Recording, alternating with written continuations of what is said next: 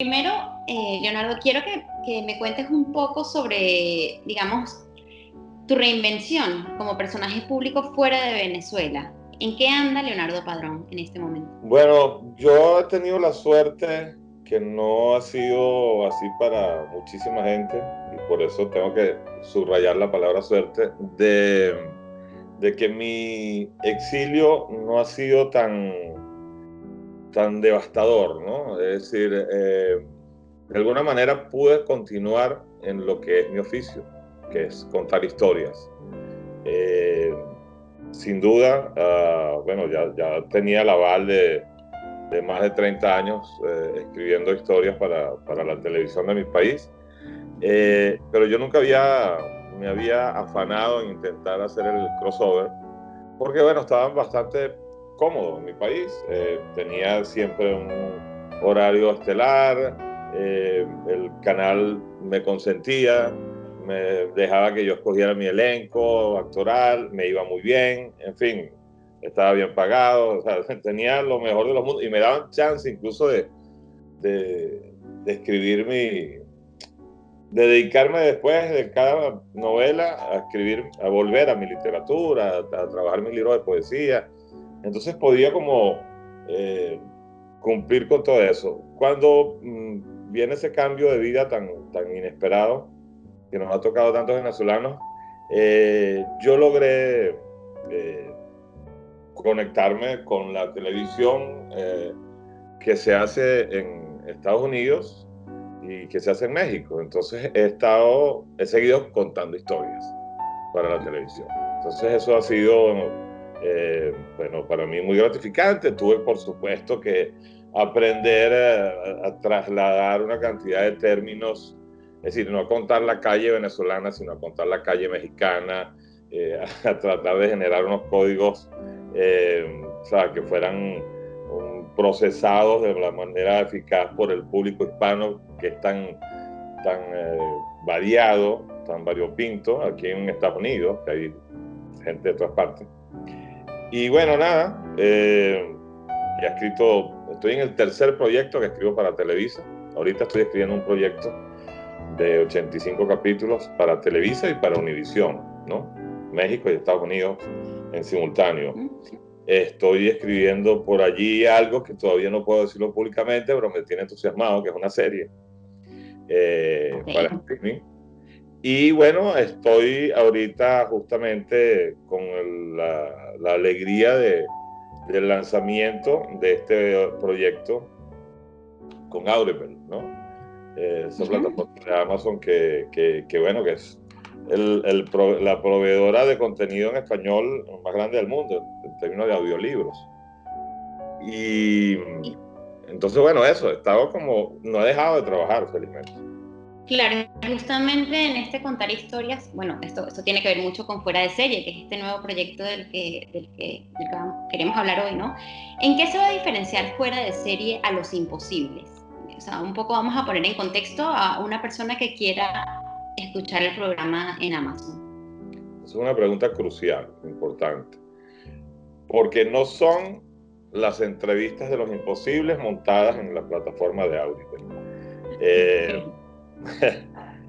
es el relato, mi relato de esas entrevistas. Es un poco lo que yo codifico de lo que fue mi experiencia con estos personajes que han tenido todos una vida eh, llena de muchísimos eventos personales y gente que de alguna manera construyó, se escribió a sí mismo. Por eso yo digo mucho que yo he pasado más de 30 años escribiendo personajes de ficción y cuando yo comencé a hacer Los Imposibles, la idea fue, bueno, yo voy ahora a acercarme a personajes que se escribieron ellos a sí mismos, ¿no? Gente de la vida real, gente que es fuera de serie en su oficio, ¿no? Eh, Van a conseguir en Audible mi voz narrando todo lo que ellos me contaron y van a conseguir fragmentos de las voces de ellos, pues, ¿no? O sea, pequeños fragmentos de la entrevista, ¿no? Porque también es siempre muy sabroso escuchar la voz de los entrevistados. Van a conseguir mi relato de cosas que ocurrían en la trastienda de la entrevista, porque toda entrevista tiene un antes, un durante y un después, ¿no? Cosas que yo a veces en los libros de Los Imposibles lo hacía como unas pequeñas crónicas donde justamente contaba eso, cuán fácil o difícil había sido lidiar con el personaje, qué particularidades habían ocurrido, porque, bueno, tú lo sabes, cada persona tiene temperamento muy distinto al otro. Hay celebridades que son, bueno, no sé, pesadas, otros que son más generosos, son más dispuestos. Hay entrevistas que se complican por el contexto, por la circunstancia donde ocurre la entrevista, en fin. Y todo eso termina generando un dibujo bien atractivo de la entrevista en sí y de lo que... Y te permite conocer mejor al personaje, ¿sabes? Porque más allá de lo que el personaje dice cuando responde una pregunta, que muchas veces gente que está acostumbrada, tiene 20 años dando entrevistas, ya hay respuestas que las dan automático, ¿no?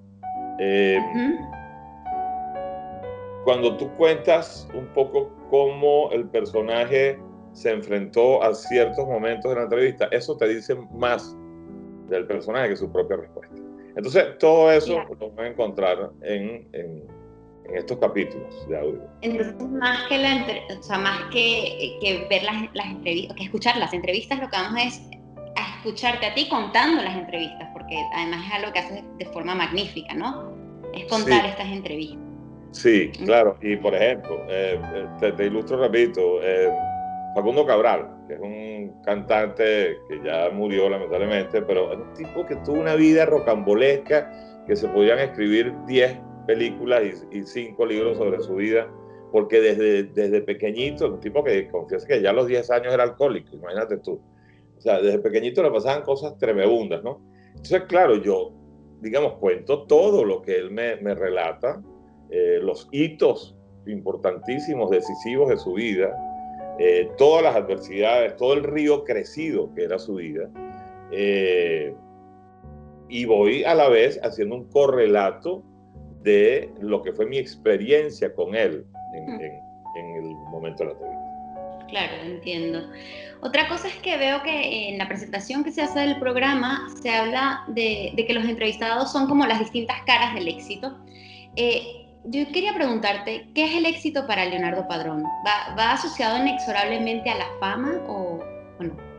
No, para nada. O sea, a ver, yo conozco carpinteros exitosísimos y son absolutamente anónimos para el grueso del público, o odontólogos, o pediatras, en fin.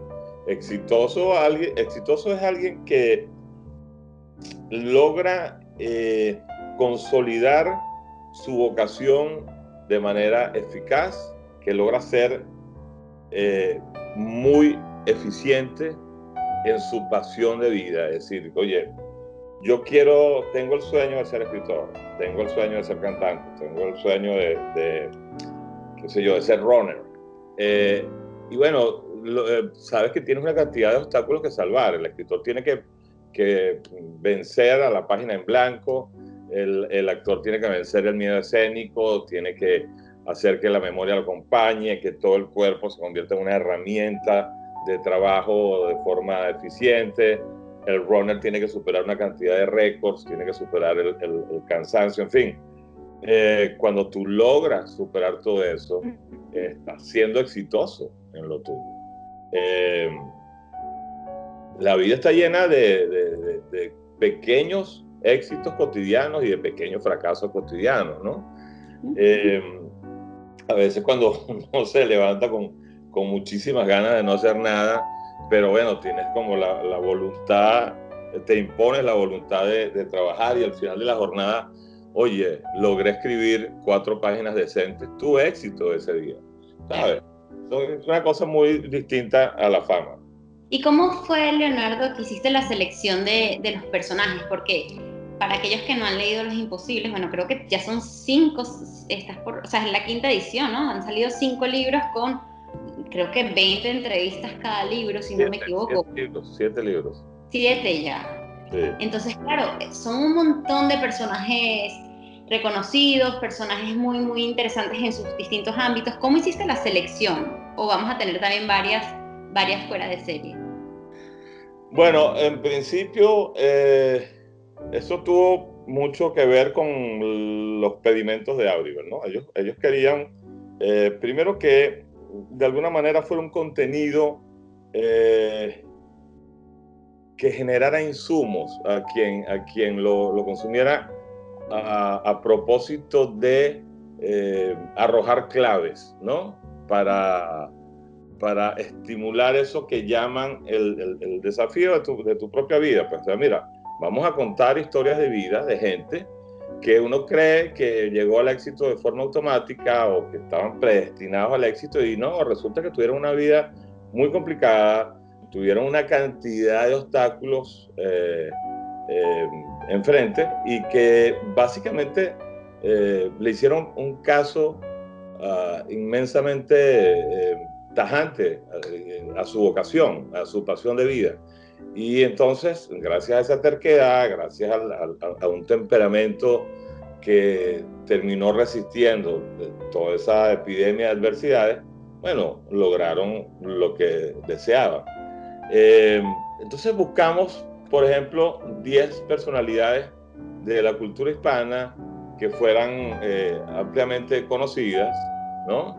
Y una diversidad de oficios, ¿no? Aunque, bueno, quizás hay prevalencia si ves un poco el repertorio, estamos hablando de, por ejemplo, de Natalia Lafourcade, estamos hablando de Cheo Feliciano, estamos hablando de Jorge Ramos, de Jaime Bailey, de Ismael Cala, de Vicente Fernández. Bueno, sí, hay alguna prevalencia de artistas, de periodistas, Claro. de escritores, está Mario Vargas Llosa, porque son gente muy, muy, muy conocida, ¿no? Entonces, bueno, primero también hay una necesidad de sembrar un señuelo para atraer a la gente y que escuche el contenido y porque además a uno, por supuesto, le da mucha curiosidad, te inquieta saber cómo logró alguien como Mario Vargas Llosa construir una vida entera alrededor de los libros, ¿no?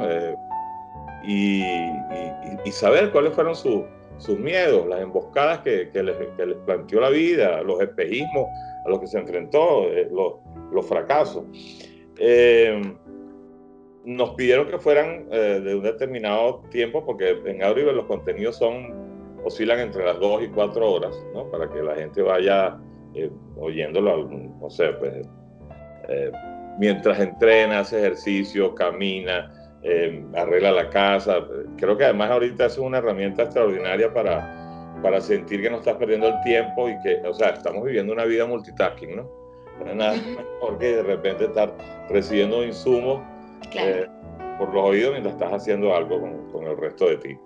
Eso fue un poco el criterio, ¿no? Entonces apostamos en principio, 10 figuras y ya veremos qué pasa, dependiendo de la resonancia que tenga, de la respuesta del público y de lo que diga Audible, veremos si seguimos una segunda temporada, en fin. En otras entrevistas has hablado de domesticar la nostalgia. ¿Tú crees que la evolución es dejar atrás la nostalgia que no el pasado, porque al final también somos lo que fuimos, ¿no? Sí, es que creo que la nostalgia se puede convertir en una trampa, en arena movediza, ¿no? En algo que te puede inmovilizar y puedes quedarte en el regodeo de la memoria, ¿no? En la melaza de ese recuerdo y definitivamente puede hacer que tu construcción de tu propia vida, de tu propio futuro, se ralentice por completo, ¿no? Ojo, no estoy hablando de convertirla o sea, de catalogarla como una sustancia tóxica, ¿no? La nostalgia está inevitablemente en uno. Yo todos los días tengo nostalgia por la ciudad, por Caracas, por el país, por los amigos que están allá, por mi biblioteca que está allá, por mi estudio, por mi hamaca, en fin, mi nostalgia está absolutamente atiborrada de sensaciones, de olores, de imágenes, de seres humanos. Pero por eso yo hablo de domesticarla, ¿no? Hacerla como más maleable, más manejable, más dúctil y que no se convierta en una espada de Damocles que en ciertos momentos del día, cuando te sientes un poco desalentado, se termina de clavar en el ánimo, ¿no? Y te paralice. Y creo que la nostalgia es el propósito de uno. Eso no quiere decir que yo la haya domesticado por completo. Yo a veces soy víctima de la nostalgia, pero por lo menos tengo la conciencia de que puede ser un peligro y que hay que convertirla en sustancia, en conocimiento de uno mismo y en sustrato de lo que tienes que construir. Entiendo que es verdad que buscas personajes fuera de serie, pero de alguna manera también tú lo eres para el colectivo venezolano. Venezuela en sus buenos tiempos fue reconocida por producir unas telenovelas famosísimas que llegaron a todos los países del mundo y se doblaron en todos los idiomas, ¿no? Y tú fuiste pluma de muchas de ellas. Para nombrar algunas, Aguamarina, El País de las Mujeres, recuerdo, Contra Viento y Marea. ¿Cómo recuerda Leonardo Padrón el Leonardo de hoy esos tiempos, ya que venimos hablando un poco de la nostalgia? Bueno, con muchísima nostalgia, sin duda alguna. Además que ahorita con las redes, la gente misma te invoca esos recuerdos, ¿no?